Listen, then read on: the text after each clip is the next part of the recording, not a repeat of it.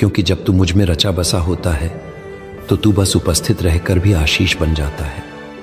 कभी तू से कहा जाएगा कि तू समय बर्बाद कर रहा है या तू अपने टैलेंट का सही उपयोग नहीं कर रहा, लेकिन मैं तुझसे कहता हूं, जिसे दुनिया व्यर्थ मानती है वह मेरे राज्य में सबसे मूल्यवान होता है।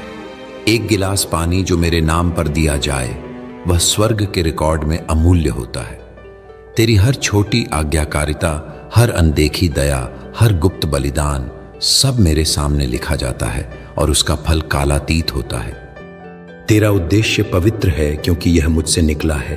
यह कोई करियर नहीं, कोई उपलब्धि नहीं, कोई स्थिति नहीं, यह एक जीवित संबंध है।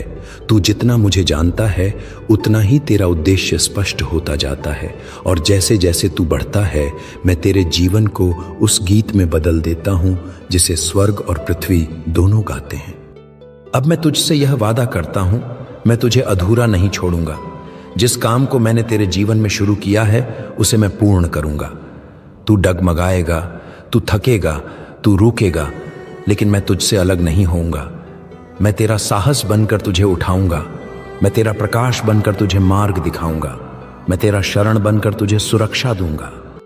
और अब जब तू इस आग में तप चुका है, जब तू मेरे वचनों में भीग चुका है, जब तेरे अंदर यह आत्मा जाग चुकी है कि तेरा जीवन केवल सांसों की गिनती नहीं बल्कि मेरे अनुग्रह की अभिव्यक्ति है, तब मैं तुझे उस स्तर पर ले जाता हूं जहां उद्देश्य केवल एक कार्य नहीं, एक चेतना बन जाता है।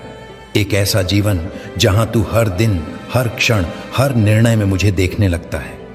जहां तू सोचता नहीं प्रभु क्या यह सही है, बल्कि तू कहता है प्रभु तू साथ है तो मैं चलता हूं। देख, मैं चाहता हूं कि तू अब उस पुराने बोझ को उतार दे, उस बोझ को जो दुनिया ने तुझ पर डाल दिया कि तुझे किसी खास मुकाम तक पहुंचना है, कि तुझे कुछ बनकर दिखाना है। नहीं मेरे बच्चे, तुझे कुछ बनना नहीं है, तुझे मेरा होना है। और जब तू मेरा होता है तब मैं तुझ में से वह कुछ करवा देता हूं जो तू कभी सोच भी नहीं सकता था।